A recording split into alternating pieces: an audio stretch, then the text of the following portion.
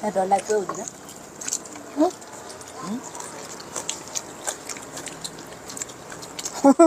တကောကြမစီစုမရှိအောင်လို့တာတော့ဘာခမင်းထားရုံလား ကျွန်တော်မိသားစုတွေ15နှစ်ကျော်16နှစ်မှာပေါ့နော်သမင်းဝိုင်းအတူတူပြန်စားရတယ်သူဆန္ဒတကူကလည်းကျွန်တော်တို့အခုစားတဲ့သမင်းကုံပေါ့နော်ဆိုတော့ဒါကကျွန်တော်ညီမလေးနားမှုလေးမွေးခင်တွေတော့ပေါ့နော်ဆိုတော့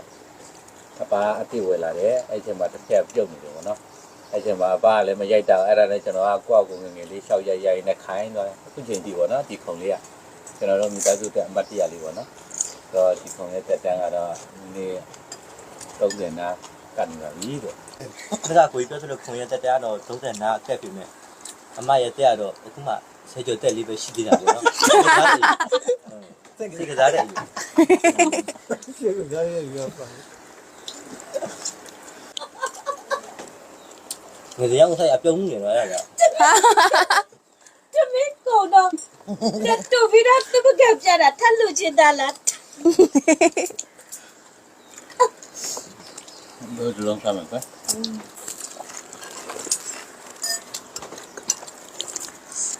ကဲနမ်းမကတော့အရန်ပျော်ပါတယ်မိသားစုနဲ့သမီးလက်ဆောင်စားရတာလေဘာလို့ဆိုကြုံခဲ့ရပေါ့နော်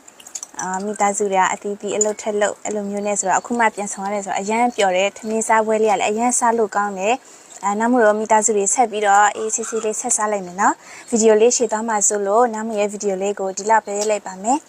ဗီဒီယိုလေးကိုအဆုံးထိကြည့်ပေးကြတဲ့အတွက်အားလုံးကိုကျေးဇူးတင်ပါတယ်နောက်ဗီဒီယိုလေးတွေကြရင်လည်းထပ်ကြည့်ကြမယ်နော်တတာတတ